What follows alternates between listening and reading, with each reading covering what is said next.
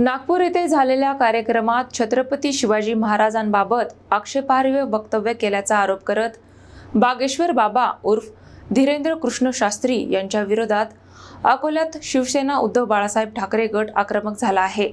City कोतवाली police स्टेशनमध्ये तक्रार दाखल करण्यात आली आहे।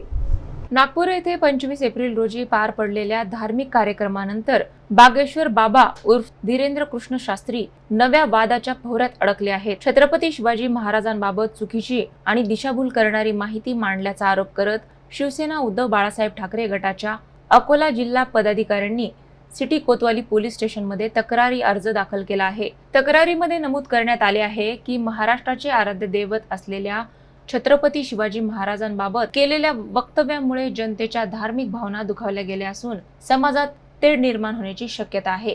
या कार्यक्रमाला मुख्यमंत्री देवेंद्र फडणवीस, केंद्रीय मंत्री नितीन गडकरी आणि राष्ट्रीय स्वयंसेवक संघाचे सरसंचालक मोहन भागवत उपस्थित होते, असेही निवेदनात नमूद करण्यात आले। शिवसेना उभाटा गटाने स्पष्ट भूमिका घेत छत्रपती शिवाजी महाराजांचा इतिहास चुकीच्या पद्धतीने मांडून समाजात गैरसमज निर्माण करणाऱ्यांवर कठोर कारवाई झाली पाहिजे अशी मागणी केली आहे। भारतीय न्याय संहितेअंतर्गत संबंधितांविरोधात फौजदारी गुन्हा दाखल करण्यात यावा अशी मागणीही यावेळी करण्यात आली असून या प्रकरणामुळे राजकीय वातावरण तापण्याचे चिन्ह दिसत आहेत।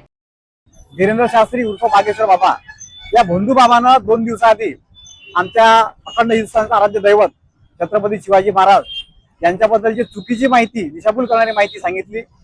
जे वक्तव्य केलं ते अवमानकारक आहे।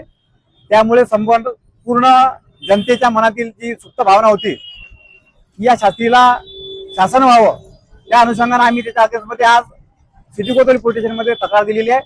पोलिसांनी सांगितलं की अशा वक्तव्यांमुळे या भारताचे जे महापुरुष आहेत, संत परंपरा आहे, त्यांच्या सगळ्या संस्कृतीला धोका निर्माण झालेला आहे। तर अशा लोकांच्या केसमध्ये तुम्ही तातडीने फौजदारी कारवाई करावी, त्यांच्या विरोधात गुन्हा दाखल करावा आणि परत असे लोक जर महाराष्ट्रामध्ये असे वक्तव्य करत असतील तर त्यांच्यावर बंदी आणावी महाराष्ट्रामध्ये येण्याची। आणि यापुढे जर असं वक्तव्य करत असेल तर त्याच्यावर आम्ही शिवसेना सैनिकाला उत्तर देण्याशिवाय राहणार नाही।